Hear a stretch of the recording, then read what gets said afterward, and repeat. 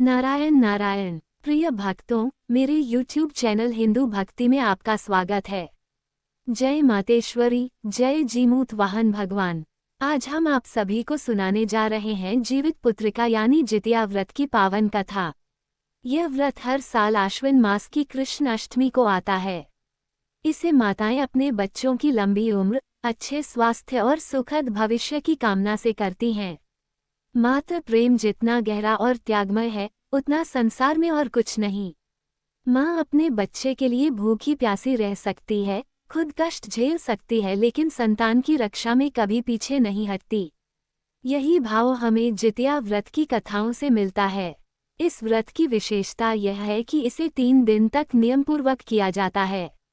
पहले दिन नहाई खाया, दूसरे दिन निर्जला उपवास और तीसरे दिन पारण। यह व्रत जितना कठिन है, उतना ही फलदायी भी है। कहा जाता है कि इस व्रत की शुरुआत गंधर्व राजकुमार जीमूत वाहन की कथा से हुई। आइए सबसे पहले सुनते हैं जीमूत वाहन भगवान की पावन कथा। कथा एक जीमूत वाहन की कथा। प्राचीन काल में गंधर्वों के राजा का एक पुत्र हुआ जिसका नाम था जीमूत वाहन। वे बड़े ही उदार, परोपकारी और धर्मनिष्ठ थे। जब उनके पिता वृद्ध हो गए और वानप्रस्थ आश्रम जाने लगे, तो उन्होंने राजपाट जीमूत वाहन को सौंप दिया। लेकिन जीमूत वाहन का मन राजसिंहासन और ऐश्वर्य में नहीं लगता था। उन्होंने राज्य का भार अपने भाइयों पर छोड़ दिया और स्वयं भी वन में जाकर अपने पिता की सेवा करने लगे। वन में ही उनका विवाह मालवती नामक राजकन्या से हुआ। एक दिन जीमूत वाहन वन में घूमते हुए बहुत दूर निकल गए। तभी उन्होंने एक वृद्धा स्त्री को रोते बिलखते देखा। जीमूत वाहन ने करुणा से पूछा, माता, आप क्यों रो रही हैं? वृद्धा ने आंसुओं से भरे स्वर में कहा, बेटा, मैं नागवंश की स्त्री हूँ।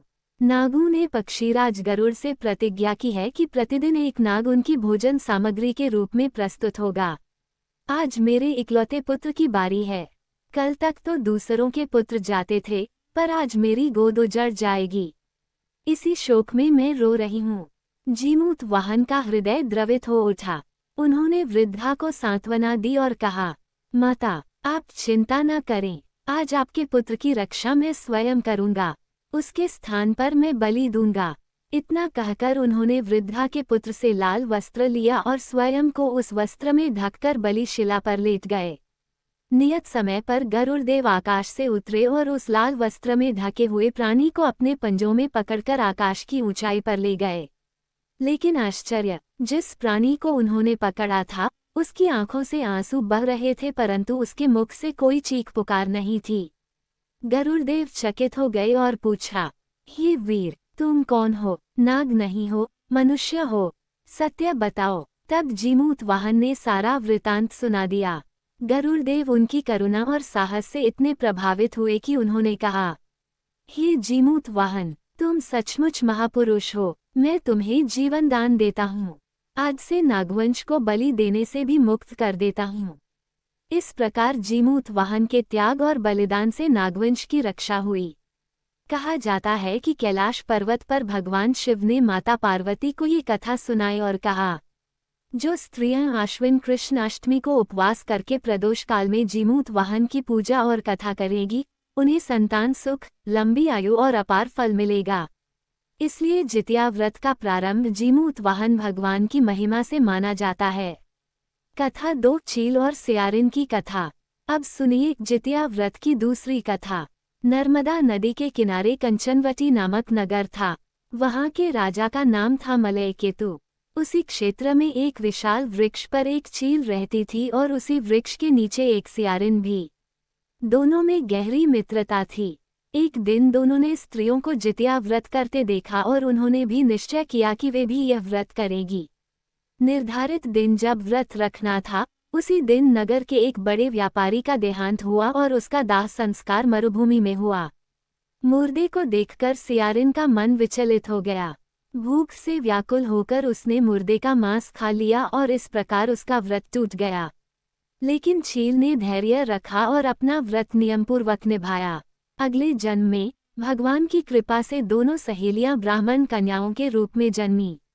चील बनी बड़ी बहन शीलावती और सियारिन बनी छोटी बहन। कपूरावती। शिलावती का विवाह बुधिसेन नामक पुरुष से हुआ। उसे भगवान के आशीर्वाद से 7 पुत्र हुए। वहीं कपूरावती का विवाह राजा मलयकेतु से हुआ और वह रानी बनी, लेकिन उसके सभी बच्चे जन्म लेते ही मर जाते थे। धीरे धीरे जब शिलावती के 7 पुत्र बड़े होकर दरबार में काम करने लगे, तब कपूरावती के मन में ईर्ष्या उत्पन्न हुई। ईर्ष्या ने उसे इतना अंधा कर दिया कि उसने राजा से कहकर शिलावती के 7 पुत्रों के सिर कटवा दिए। उन सिरों को ढककर एक बर्तन में रखकर शिलावती के पास भेज दिया गया। लेकिन देखो जीमूत वाहन भगवान का चमत्कार। उन्होंने मिट्टी से 7 सिर बनाए, धड़ों से जोड़े और उन पर अमृत छिड़क दिया। क्षण भर में 7 पुत्र जीवित होकर अपनी मां के पास आ खड़े हुए। उधर जो कटे हुए सिर बर्तन में थे, वे फूल बन गए। जब कपूरावती को ये समाचार मिला, तो वह दौड़ती हुई बहन के पास आई और सत्य जानकर बेहोश हो गई। होश आने पर उसने अपने अपराध का स्वीकार किया और क्षमा याचना की। यही कारण है कि कहा जाता है, सच्चे नियम और श्रद्धा से किया गया व्रत कभी व्यर्थ नहीं जाता। कथा 3 चूलिया और सिरिया की कथा। अब सुनिए जितिया व्रत की तीसरी कथा। बहुत समय पहले 2 बहनें थीं, चूलिया और सिरिया। चूलिया बहुत मेहनती और धर्मनिष्ठ थी। वो मजदूरी करके अपने बच्चों का पालन पोषण करती थी और हर व्रत उपवास श्रद्धा से करती थी। लेकिन सिरिया गलत आचरण वाली और ईर्ष्यालु थी। उसे हमेशा अपनी बहन की खुशी खटकती थी। एक दिन सिरिया चूलिया के बच्चों को जंगल में लकड़ी बीनने ले गई। जब बच्चे थककर सो गए, तो सिरिया ने उनकी निर्दयता से हत्या कर दी और उनके सिर एक टोकरी में रखकर घर लाई। टोकरी चूलिया को देते हुए बोली, दीदी, मैं आपके लिए नारियल लाई हूँ। चूलिया ने टोकरी को किनारे रख दिया और अपने बच्चों का इंतजार करने लगी। लेकिन जब शाम से रात हो गई और बच्चे न लौटे, तो वह विलाप करने लगी। उसकी करुण पुकार सुनकर माता पार्वती व्याकुल हो गईं। उन्होंने भगवान शिव से कहा, प्रभु, कोई दुखियारी माँ अपने बच्चों के लिए रो रही है, हमें चलकर देखना चाहिए। भगवान शिव और पार्वती उसके पास आए और सारा कारण जाना। शिवजी ने ध्यान लगाया और बच्चों की मृत्यु देखी।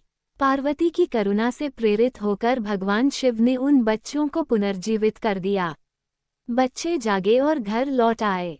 उन्होंने अपनी मौसी सिरिया के कुकृत्य सबको बता दिए। दोनों बहनों में भयंकर विवाद हुआ जो 7 दिन और 7 रात तक चला। आखिरकार एक तपस्वी ने निर्णय किया और सिरिया को श्राप दिया, जो स्त्री माँ के दर्द को नहीं समझती, संतान का अहित करती है, वह जन्म जन्मांतर तक दुख भोगेगी। इस प्रकार चूलिया के बच्चों की रक्षा हुई और सिरिया को दुष्कर्म का फल मिला। व्रत विधि और महत्व। अब आइए जानते हैं इस व्रत की विधि और महत्व। यह व्रत 3 दिन तक चलता है। पहला दिन नहाई खाया, दूसरा दिन निर्जला उपवास, तीसरा दिन अष्टमी की समाप्ति पर पारण। अश्विन कृष्ण अष्टमी को प्रदोष काल में जीमूत वाहन भगवान की पूजा होती है। माता पिता, नाग गरुड़ और भगवान शिव पार्वती का ध्यान करके कथा सुनी जाती है और दक्षिणा दी जाती है। इस व्रत का फल है संतान का दीर्घ जीवन, हर संकट से रक्षा और घर में सुख समृद्धि। आज हमने जितिया व्रत की 3 पौराणिक कथाएं सुनी। जीमूत वाहन की त्यागमय कथा, चील और सियारिन की पुनर्जन्म कथा और चूलिया सिरिया की करुण कथा। इनसे हमें यही शिक्षा मिलती है कि मात्र भक्ति, संयम और श्रद्धा से किया गया व्रत संतान की रक्षा करता है और हर विपत्ति को दूर करता है। आप सभी माताओं पर जीमूत वाहन भगवान, माता पार्वती और महादेव की कृपा बनी रहे। आपके पुत्र पुत्रियों का जीवन सुखमय और दीर्घायु हो, यही आशीर्वाद के साथ हम इस पावन कथा का समापन करते हैं।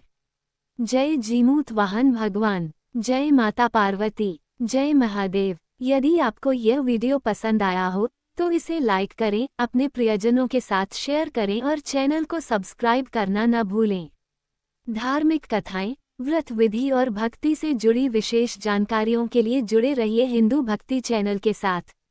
हम आपके लिए हमेशा नई रोचक और प्रेरणादायी भक्ति कथाएं लेकर आते रहेंगे।